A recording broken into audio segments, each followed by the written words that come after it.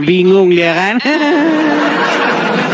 Itu Nah, karena perempuan itu sendiri, kalau Bang Edi sendiri itu kalau di gereja itu mau apa coba? jangan lari kemana-mana dulu. Orang kita lagi bahas Jumatan. Dengar, saya mengatakan bahwa sejarah Jumatan pada mulanya adalah bagaimana orang-orang Muslim berkumpul untuk merencanakan sebuah strategi untuk rapat bermufakat supaya mereka mengetahui langkah-langkah apa yang diambil dalam menghadapi sesuatu. Biasanya mereka pada waktu itu mengatur strategi untuk menyerang kampung musuh, di mana mereka nanti mendapatkan harta jarahan perang. Itu awalnya.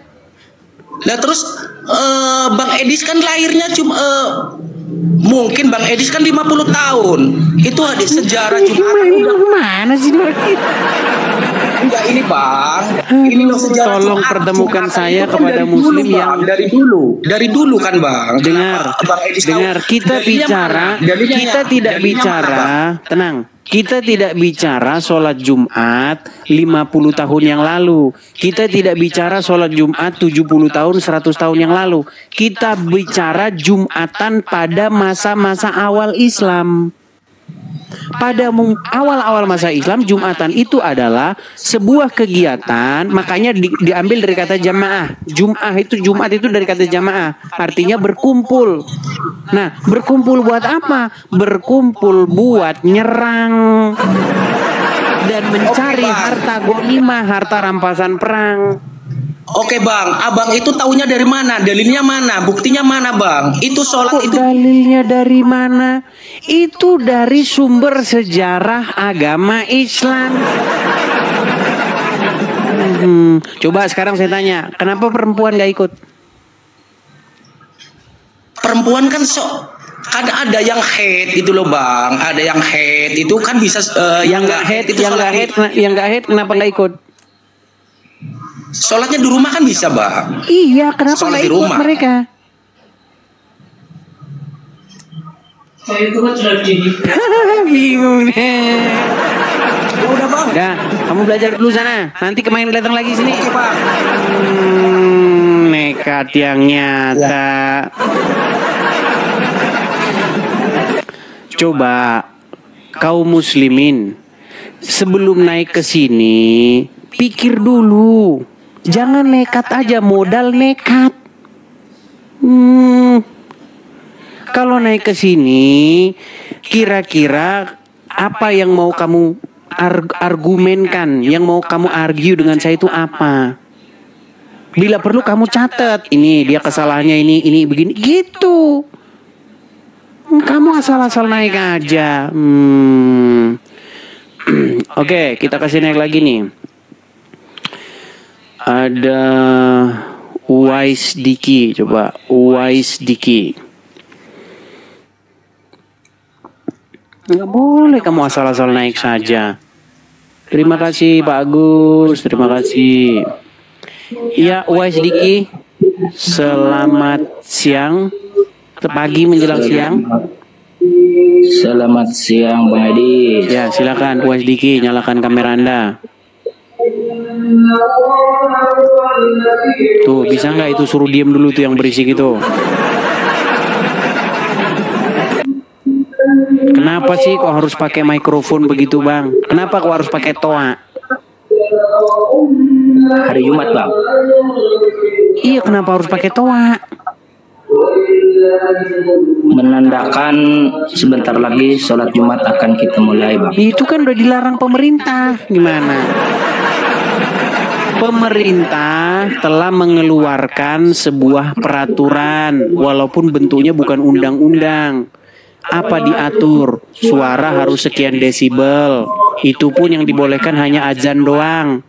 Tapi namanya umat muslim ya namanya kerja umat muslim tahu sendiri.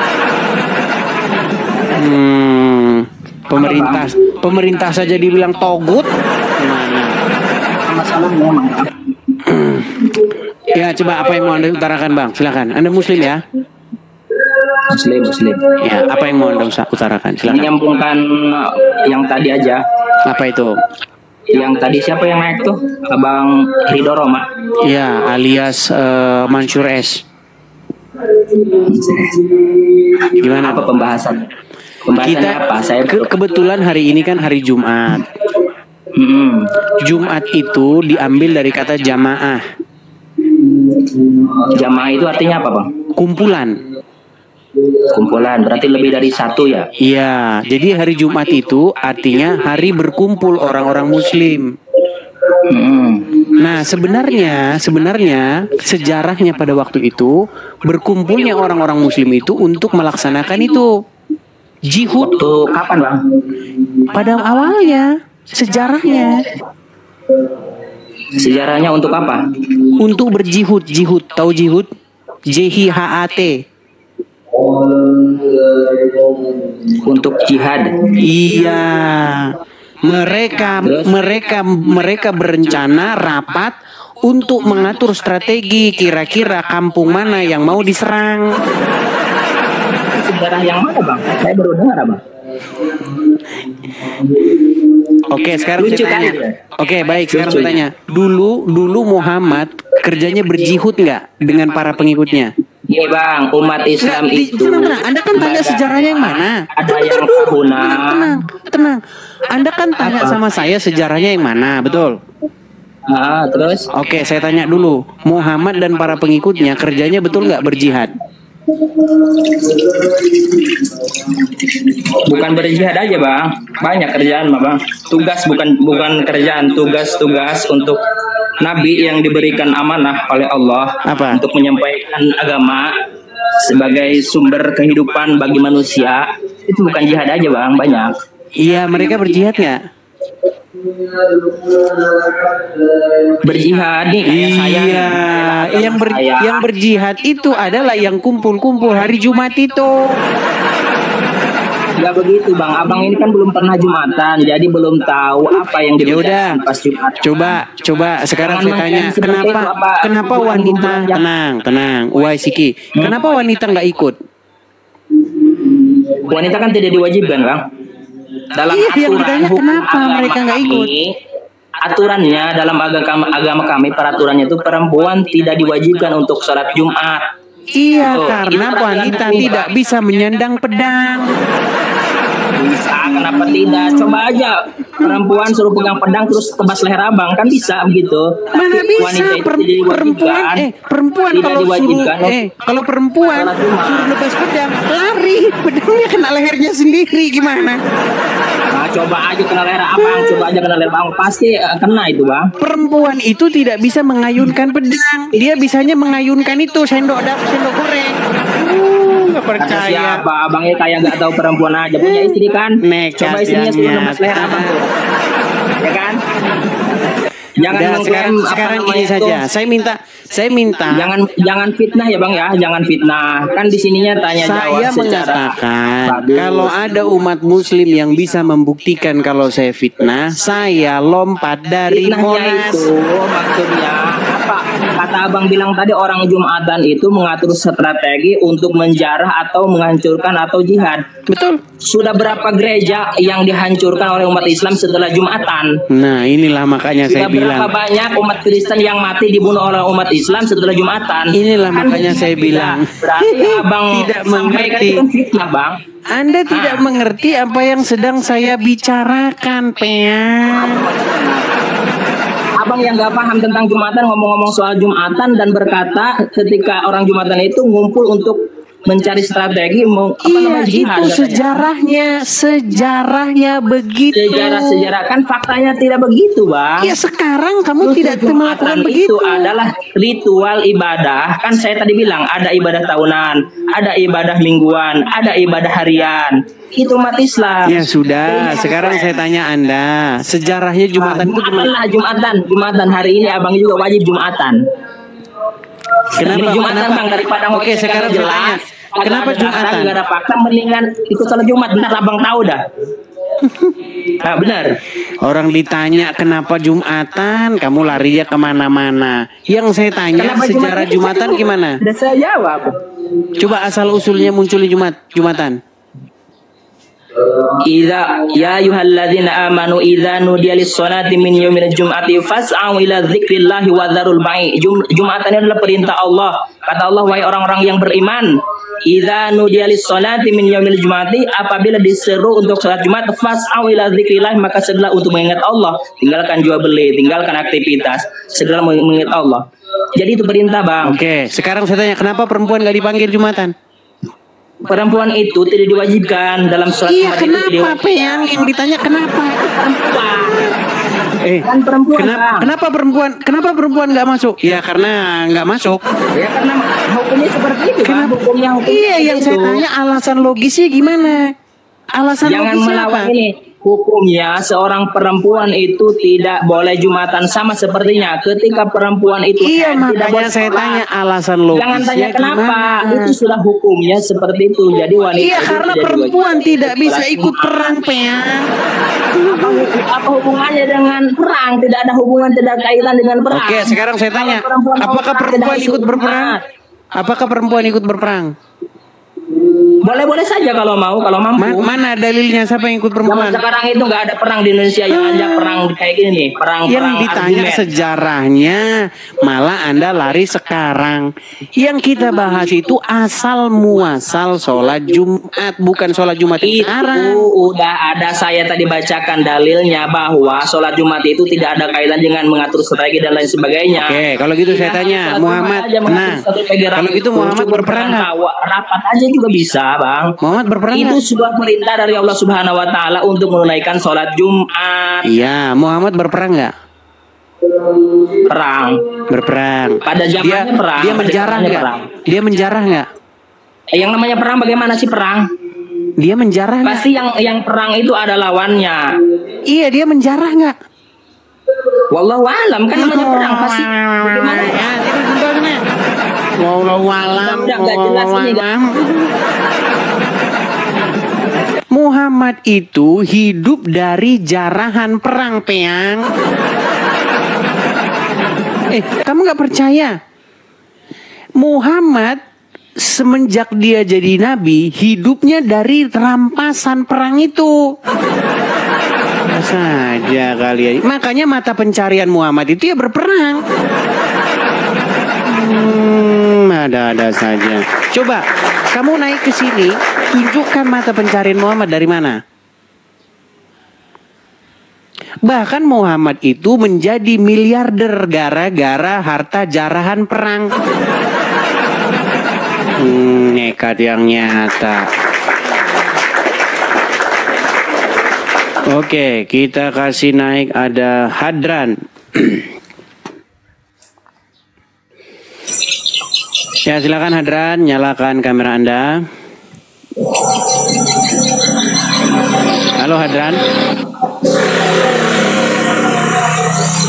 Tahwan betul botolmu, Bang. Nekat yang nyata ini Hadran ini. Hadran. Dari tadi. Hadran, Boleh bertanya, Bang? tadi kamu setiap kesini nanya terus kamu. Boleh bertanya. Gini, tenang. Betul nggak bahwa Muhammad hidup dari ngerampok? Nggak perlu dijelaskan. Kamu kan jawabnya wewe. Nggak perlu dijelaskan. Kamu kan jawabnya wewe. Tenang, Hadran. Muhammad menghidupi berapa istri? Bang, boleh bertanya. Berapa istri yang dihidupi Muhammad? 3 dalam 1 itu apa itu, Bang? Takut sekali dia. Kalau ditanya agama Islam dia meninggal. Saya kan sudah Berat. dijelaskan. Bang, Kok kamu nanya 3 dalam 1? Apa arti Bhinneka Tunggal Ika? 3 dalam 1 itu apa arti? Ya, Di makanya Kristen. orang Islam Bukan. nggak ngerti. Makanya orang Islam itu nggak bisa Bhinneka Tunggal Ika. Nggak ngerti dia berbeda-beda tetapi tetap satu. Nggak ngerti dia. Nah, makanya kamu masih Islam. Merujuk ke Tunggal Ya, kamu tidur di Ika, bawah sana. Bang. Tidur di bawah sana. Tuhan.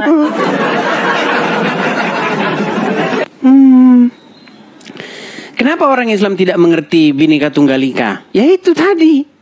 Tidak mengerti dia 3 tetapi 1. Tetapi Bhinneka Tunggal Ika banyak, berbeda-beda tetapi 1 jua. Nggak ngerti.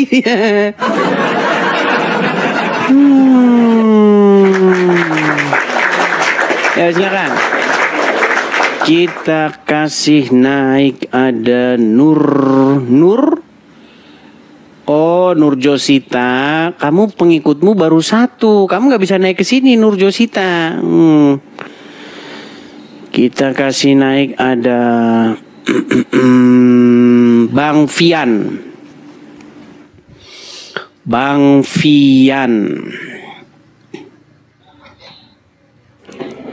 Ya, assalamualaikum Bang Idis. Bang, saya Kristen bang. Orang Islam dilarang mengucapkan salam kepada non-Muslim. Siapa yang melarang? Siapa yang Muhammad. melarang? Itu mah netral. Itu netral. Salam itu netral. Iya, nyalain kamera dulu bang. Kamera nyalain dulu.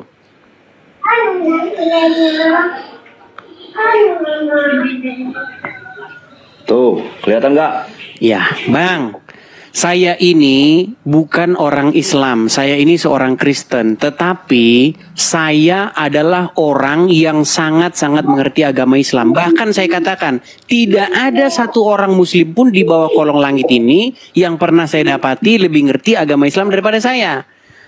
Dalam agama Islam dilarang mengucapkan salam kepada non-Muslim. Anda kok nekat mengucapkan salam kepada saya? Ada dilarang, itu toleransi kebaikan itu Bang Idis. Bang, agama Islam itu kalau misalnya kita bicara Pancasila dan hubungan berbangsa dan bertanah air, agama Islam itu harus dilarang. Karena apa? Karena agama Islam itu mengajarkan perpecahan. Karena ngucapin salam aja nggak boleh kok, gimana?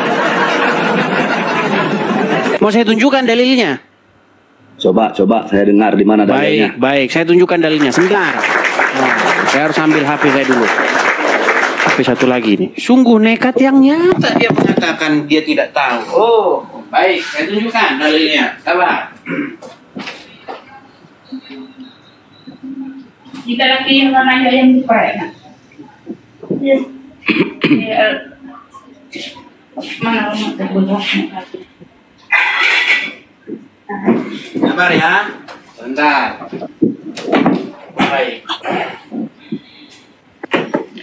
Dia tadi mengatakan bahwasanya dalam agama Islam diajarkan boleh mengucapkan salam kepada non-Muslim. Tetapi itu bertentangan dengan ajaran Muhammad. Saya tunjukkan dalilnya ya.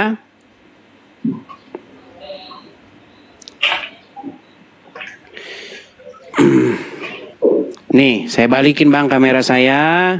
Saya kasih tunjuk ya. Apakah boleh memberi salam kepada non-Muslim? Nih. Lihat ya bang ya. Nih. Ini bang hukumnya nih ya. Hukum memberi salam kepada non-Muslim bolehkah? Nih. Ada ini ayatnya yang jelas. Dikatakan di sini. Dilarang. Perhatikan. Bahwa Nabi Muhammad bersabda, janganlah memulai mengucapkan salam kepada Yahudi dan Nasrani. Jika kalian bertemu dengan mereka di jalan, maka persempitlah jalan mereka. Ini ajaran agama Islam bang.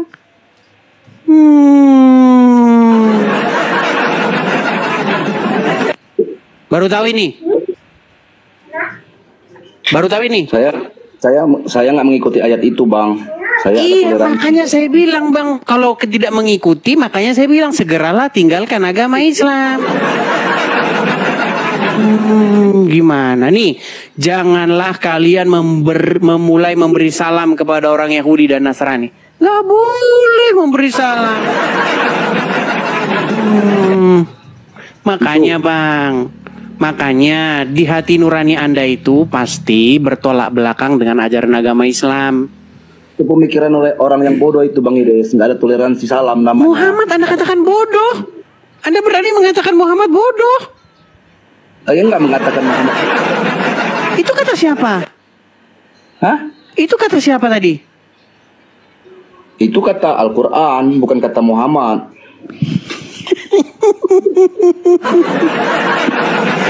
Sudah saya bilang teman-teman, alasan orang masih Islam karena dia nggak ngerti agama Islam. Kalau dia ngerti agama Islam, pasti agama Islam ditinggalkannya.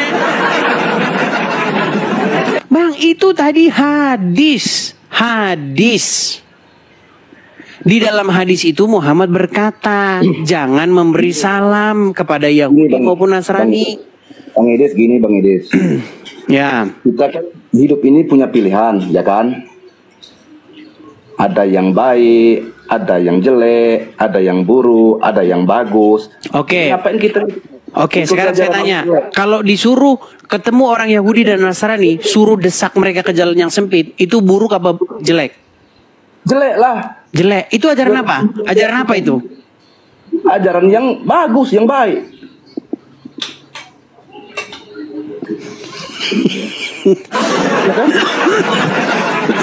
Aduh, udah dibawa dulu bang. Aduh, sampai batuk saya.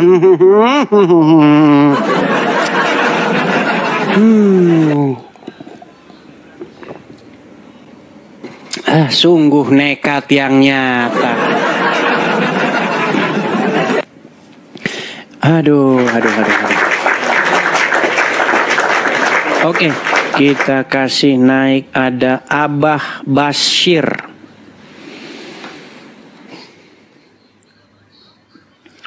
Ya, Abah Basir. Abah Basir, selamat siang.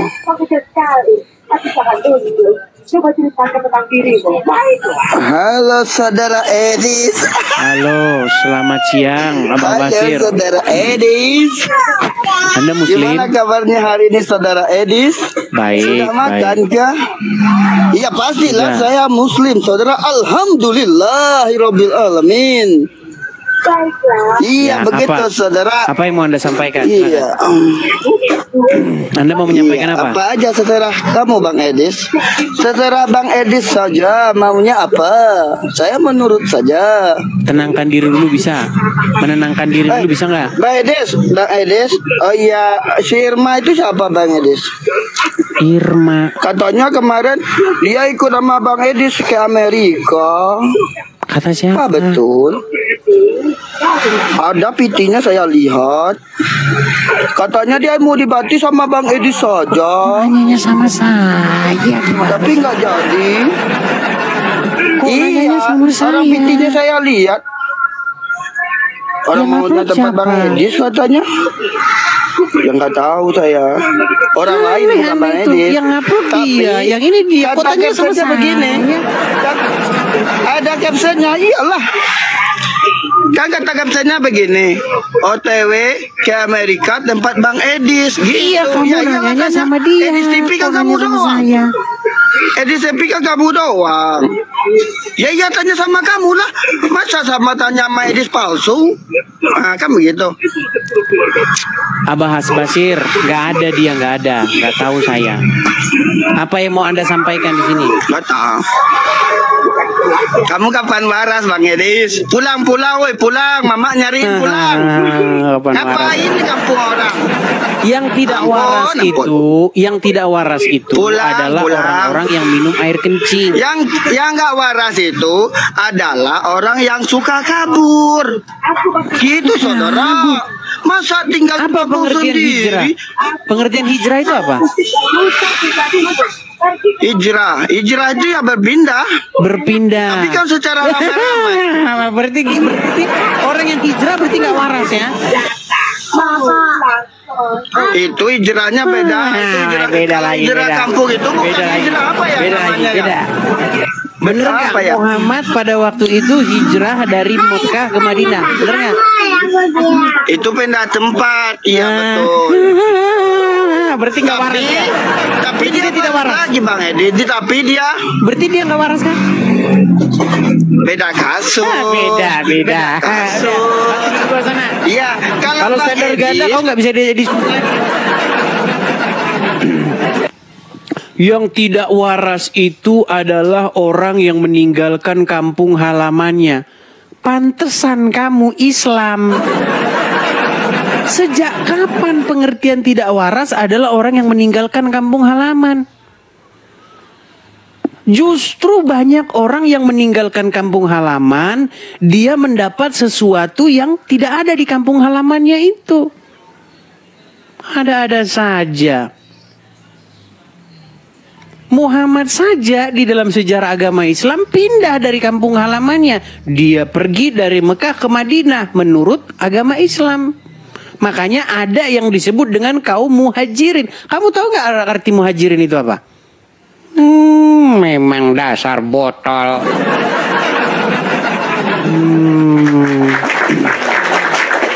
Makanya kalau kalian belajar agama Islam, kata Islam itu muncul belakangan. Sebutan Islam itu munculnya belakangan. Sebelumnya apa kalian kira itu disebut orang-orang Islam? Kagak. Dulu orang-orang itu disebut dengan kaum muhajirin dan ansor. Apa muhajirin itu? Muhajirin adalah orang-orang yang berpindah. Ansor adalah orang-orang yang menolong orang-orang yang pindah ini. Kamu sejarah agama Islam aja kamu gak ngerti. Oh, gimana? Oke, kita kasih naik ada Arif.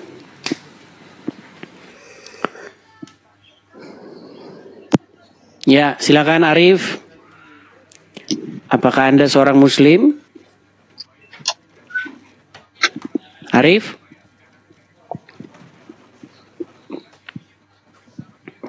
Arif dan bijaksana? Baik, halo, ya, tidak. Ya, silakan Bang, nyalakan kamera Anda.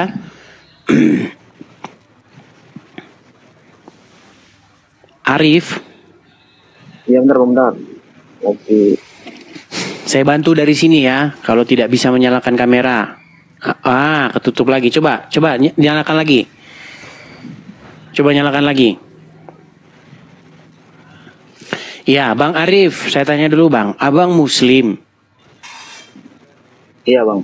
Oh iya, silakan Bang. Apa yang mau Anda sampaikan, yang mau Anda utarakan? Mungkin Anda setuju atau tidak setuju dengan saya, silakan. Coba kasih saya pencerahan. Pencerahan, begini Bang. Perspektif Abang dalam menanggapi Muslim. Dalam apa? Dalam menanggapi agama Islam. Baik, baik. Jadi begini Bang, saya ini sudah menghabiskan waktu kurang lebih 13 tahun mendalami agama Islam dan mendalami agama Kristen. Kesimpulannya itu sederhana, bahwa orang-orang Kristen adalah orang-orang yang menyerahkan kepatuhan dan ketundukannya kepada Yesus. Orang-orang Islam adalah orang-orang yang menyerahkan kepatuhan dan ketundukannya kepada Muhammad. Akibat dari menyerahkan kepatuhan dan ketundukan kepada Muhammad, maka orang bisa jadi tidak waras. Kenapa saya katakan orang menjadi tidak waras? Karena dia akan bertingkah, berpola seperti Muhammad. Contoh, ada batu dicium-cium. Ada batu dilempar-lempar. Kemudian ada kencing diminum, kencing onta. Dan masih banyak hal lagi. Cebok pakai batu, serba batu.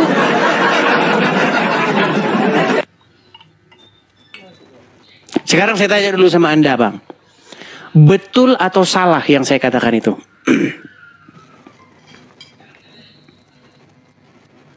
Ya, dari beberapa yang saya dengar memang benar seperti itu. Benar. Sedangkan kalau Anda menyerahkan kepatuhan dan ketundukan kepada Yesus, Anda tidak akan seperti itu Bang. Anda tidak akan tukang jadi cium-cium batu. Jadi muter-muterin batu, nyembah-nyembah batu. Anda tidak akan minum kencing hewan.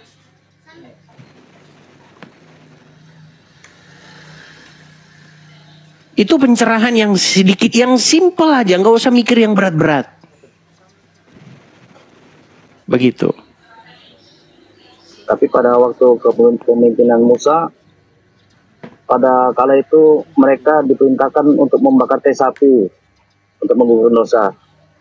Membakar tai sapi. Baik. Jadi itu sebenarnya kotoran, Bang, yang harus Ya kotoran. Iya, kotorannya dan sisanya itu dibakar di luar di luar perkemahan. Bukan itu bagian ini. Saya kasih contoh, Bang, ya. Kalau Anda misalnya mengerjakan sembelihan, taruhlah sapi. Ya kan? Sisanya itu kan dibuang atau dikubur atau dibakar. Betul? Ya seperti itu. Ya benar, tapi kesimpulan itu kan sebagai simbolik. Kan seperti itu Bang Edi. Simbolik maksudnya gimana? Bukan simbolik, Bang. Orang mencium batu di dalam agama Islam itu adalah sebuah keyakinan bahwa batu itu bisa menggugurkan dosa-dosa. Bayangkan, Bang, pergi ke Arab, nyium batu, lalu percaya dosa-dosa habis. Ya benar, maksudnya saya perintah Musa itu membakar kotoran sapi itu kan untuk menggugurkan dosa. Nah, seperti itu. Maka mereka melakukan itu bukan menggugurkan karena dosa. Kepatuhannya. Begini, ya, di dalam korban bakaran itu di dalam ulangan, kalau nggak salah kitab ulangan itu apa ya? Di situ dikatakan bagaimana mereka harus mempersembahkan korban. Nah, jadi ketika mereka mempersembahkan korban, ada yang tidak dipersembahkan sebagai korban bakaran. Yaitu apanya? Yaitu tadi kotorannya. Makanya dibakar, dibuang di luar di luar perkemahan. Seperti itu. Iya, maksudnya kesimpulan Bang Edis itu mereka patuh terhadap Musa itu. Ketika dapat perintah suruh membakar kotoran sapi, maka mereka pun. Iya, tapi intinya bukan kotoran sapinya itu, Bang. Itu adalah sisanya. Nggak paham juga Anda ini. Saya bacakan saja. Mau saya bacakan? Seperti itulah perintah Nabi Muhammad, seperti itu loh. Ketika kita mendapatkan perintah, itulah bukti patuhan kita, disuruh berkurban, maka kita berkurban. Iya. Nah, apakah kepatuhan terhadap Muhammad itu dapat mengakibatkan kelainan jiwa? Coba, sekarang itu pertanyaannya. Apakah kepatuhan terhadap Muhammad bisa menimbulkan kelainan jiwa?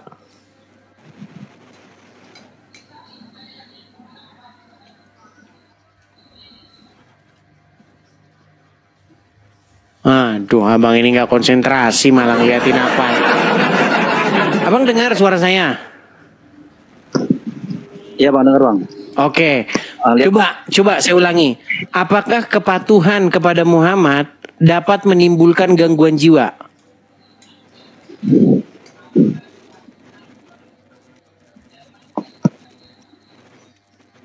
Tidak.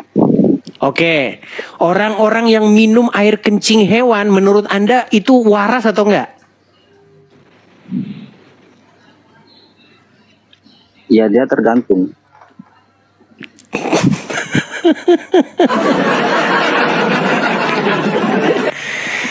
Bang, kalau ada sapi kencing, terus orang minum kencingnya sapi itu, menurut Anda orang itu waras atau enggak? Ya tergantung Bang. Seperti itu kan tergantung konteks cara ideologi Abang. Seperti bukan, saya nggak bicara ideologi. Gini Bang, meminum racun, waras atau tidak? Disuruh minum racun. Bang, coba ya perhatikan. Di dalam Bible tidak ada perintah disuruh minum racun. Itu adalah tanda-tanda orang itu, orang-orang yang melakukan mujizat itu sekalipun dia minum racun, bukan disuruh minum racun. Sekalipun orang mencoba mencelakai, mereka tidak akan mendapat celaka. Sekalipun mereka menginjak kalajengking, itu sebenarnya bahasa-bahasa yang metafor, Bang. Iya, paham. Proses seperti itu. Iya, tetapi minum kencing onta itu betulan, Bang. Tidak, waktu itu konteksnya itu apa? Kan kita tidak mengerti waktu pada masanya Pada waktu itu mereka sakit. Ada orang sakit datang kepada Muhammad. Sudah? Ya benar. Nah, pada waktu itu Muhammad menyuruh mereka meminum air kencing onta. Betul nggak? Benar. Nah, menurut anda nih, orang kalau sakit minum air kencing onta, dia waras atau enggak? Dan tahukah anda apa yang terjadi? Apa yang terjadi dengan orang-orang yang meminum air kencing onta itu? Karena mereka tahu mereka dikerjain Muhammad, dibantailah itu ternaknya. Jadi ada orang sakit datang kepada Muhammad, ya Rasulullah, kami ini tidak enak badan. Oke, pergilah ke kandang onta sana dan minumlah di sana air kencingnya. Itu ada beberapa orang tuh, bukan cuma satu orang. Dari suku Ukel, dari Uranah mereka datang. Nah, ketika mereka mengikuti sarannya Muhammad, kata hadis mereka sembuh. Masa sembuh malah onta-ontanya sama penggambalanya dibantai? Karena mereka sebenarnya sadar dikerjain Muhammad, makanya dibantailah itu ternaknya. Setelah ternaknya dibantai, mendengar kabar itu Muhammad marah, lalu orang-orang tersebut menurut riwayat hadis dipotong tangan dan kakinya, lalu dijemur hidup-hidup di padang pasir sampai mati. Itu yang terjadi. Hadisnya sahih atau dhaif, Bang? Oke, kalau sahih berarti gimana? Ya, coba tunjukkan dulu. Kalau doib berarti cocok lah supaya hadis-hadis dibuang ke tong sampah kan?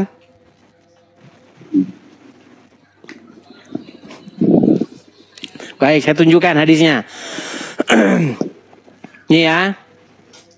Aduh, benar-benar nih orang muslim tidak tahu ya. Perhatikan. Bentar ya.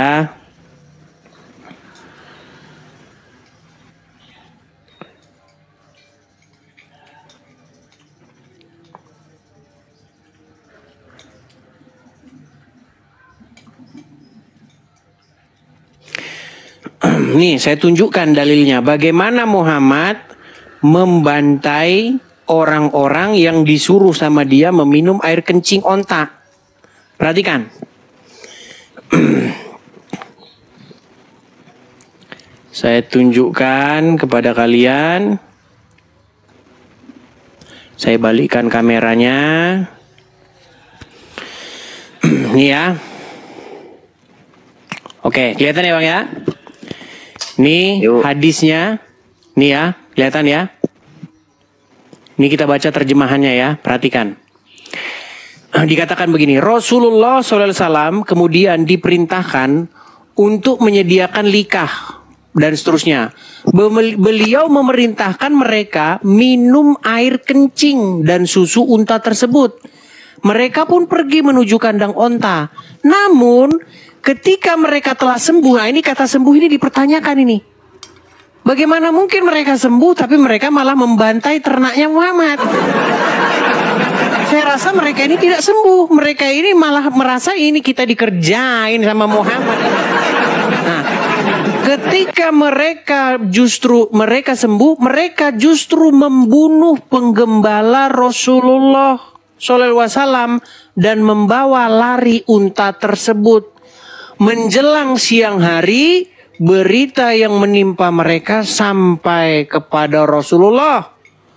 Dan beliau lalu mengirim beberapa orang untuk mengikuti jejak matahari belum tinggi.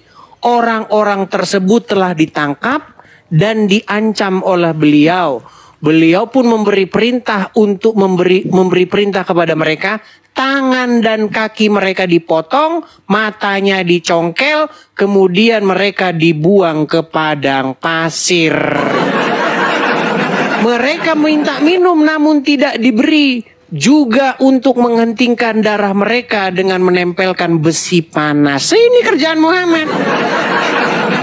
Sadis gak Bang Muhammad Bang? Sadis. Ini loh sosok yang kalian ikuti itu kayak begini Bang, kayak begini. Bilang, oh itu kan hadisnya Pak.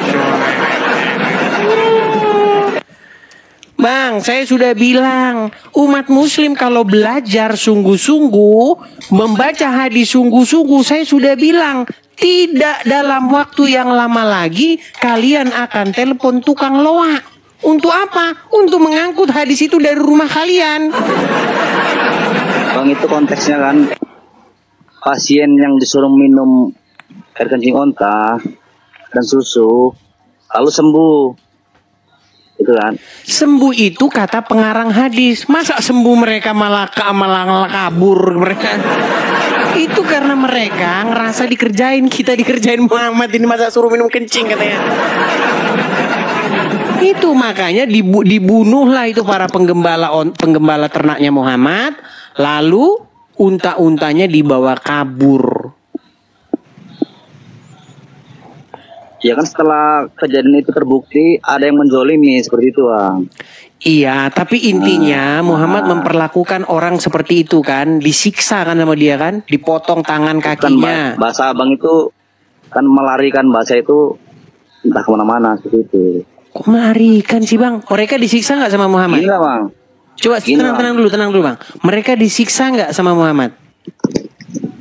Oke lah kalau literasi bahasanya seperti itu, yang endingnya itu bisa dikatakan sadis, oke. Iya. Dan sosok itulah yang kalian ikuti. Karena kan berhukuman oleh orang yang melarikan unta, seperti itu, orang yang menzoliminya. Iya, coba apa yang Yesus perbuat terhadap orang yang menzolimi Yesus? Ini Bang. Enggak, tenang, saya tanya dulu. Apakah yang Yesus perbuat terhadap orang yang menzolimi Yesus? Ya Bapa, ampunilah mereka karena mereka tidak tahu apa yang mereka perbuat. Beda jauh kan Bang? Nabi Muhammad juga seperti itu Bang, berdoa. Ikut. Muhammad juga seperti itu, barusan tadi matanya dicongkel.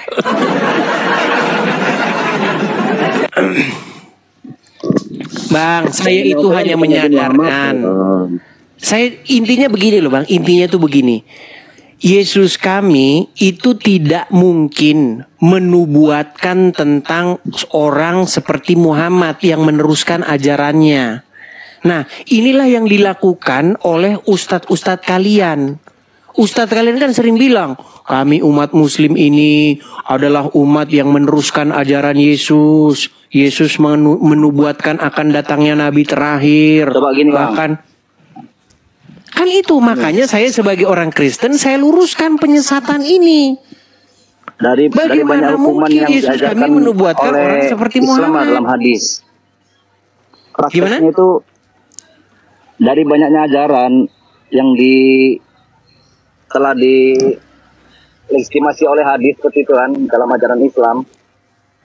Di mana yang banyak menerapkan seperti di Indonesia, mayoritasnya Muslim. Ada nggak pencuri yang tangannya dipotong? Karena umat Muslim adalah karena umat Muslim mereka tidak menjalankan hukum Allah. Bahkan menurut Al-Quran, seluruh umat orang Islam di Indonesia adalah orang kafir.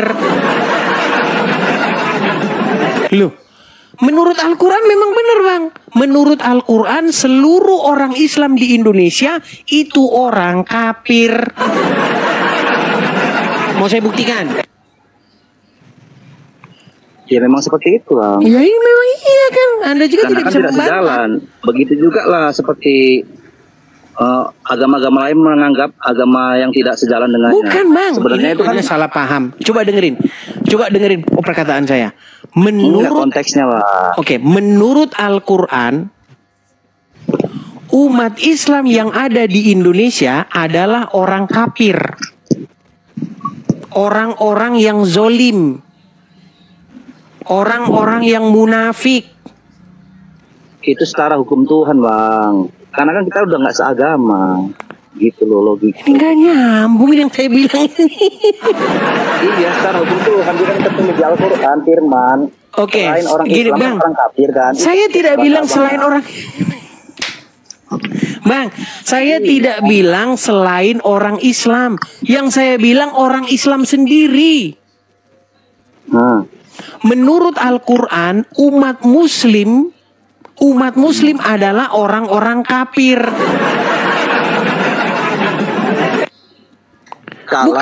Bukan orang Nasrani yang saya bilang. Itu jangan dipotong-potong Bang. Kalau tidak melakukan sholat. Bukan kalau tidak melakukan sholat, karena tidak menjalankan hukum Allah. Ya benar. Iya. Kalau apa nggak menjalankan hukum Yesus? Sekarang saya tanya, apakah umat Muslim di Indonesia melaksanakan hukum Allah? Ya kalau ditanya balik sama juga Bang. Apakah orang Kristen semua melaksanakan hukum Yesus? Enggak semua. Itu kan permainan bahasa Bang. Gini, kita sekarang gini. Enggak begini, maksud saya begini. Semua ini yang saya bilang semua umat Muslim. Semua umat Muslim ada nggak yang melaksanakan hukum Allah? Dia melaksanakan puasa. Walaupun banyak yang bolong. Bukan masalah walaupun banyak yang bolong. Tadi kan Anda bilang kalau orang mencuri dipotong tangannya, betul? Menurut hukum Allah begitu, betul? Iya, di surat yang lain itu kan apabila kita boleh mengikhlaskan. Kalau hukumnya itu ya mata ganti mata, gigi ganti gigi kan seperti itu juga di Kristen kan itu. Cuman alangkah lebih baiknya kalau kita itu bukan begitu. Aduh, ini makanya saya bilang gini loh. Kalau orang Muslim, oke, kalau orang Muslim, gini Bang. Kalau orang Muslim ganti gigi. Kenapa kalian juga nggak melakukannya? Bang, itu hukum itu diberlakukan ketika sudah tidak ada lagi solusinya. Ketika sudah tidak ada lagi gantinya, begitu. Ya benar, seperti tidak ada solusinya juga. Sudah tingkatnya udah parah, harus tangan. Nah, Bang, yang saya tanya dalam agama Islam. Oke, yang saya tanya dalam agama Islam, ketika seorang Muslim mencuri, maka hukumnya apa? Hukumnya potong. Potong tangan. Sekarang, apakah umat Muslim melaksanakan itu? Di ayat-ayat lain Bang, kalau kita masih boleh maafkan, seperti itu semua itu. Maafkan, mana ayatnya maafkan mana? Buktinya agama yang penuh kasih juga. Yang melakukan kekerasan itu lebih banyak mana? Penjajahan, genosida. Anda ini tidak nyambung dengan pokok bahasan Bang. Kita ini tidak membahas kelakuan umat. Kita ini membahas apa yang tertulis dalam Quran dan dalam Bible. Kalau Anda bilang Bang, banyak nggak orang, dengar Bang, banyak nggak orang yang di KTP-nya Kristen tetapi maling? Banyak. Hanya itu personal kan itu kan. Iya, makanya kita tidak membahas personal, tetapi kita membahas hukum. Yang saya paham kan hukumannya itu memang dalam Quran tertulis tegas. Hukumnya harus dipotong. Oke. Apakah umat Muslim melaksanakan itu? Kalaupun hal-hal yang buruk itu selagi kita bisa memaafkan, itu secara etis manusiaan. Iya, taruhlah misalnya ada orang korupsi. Misalnya yang korupsi misalnya seorang Muslim. Maka menurut hukum Islam, seorang yang korupsi itu harus diapain? Jadi hukum seberat-beratnya lah, tergantung korupsinya apa. Seberapa besarnya. Oke lah, dibawa dulu Bang. Dibawa dulu. Nih, saat minum Dekolgen saya kalau kayak gini ngobrol sama ini, nggak nyambung.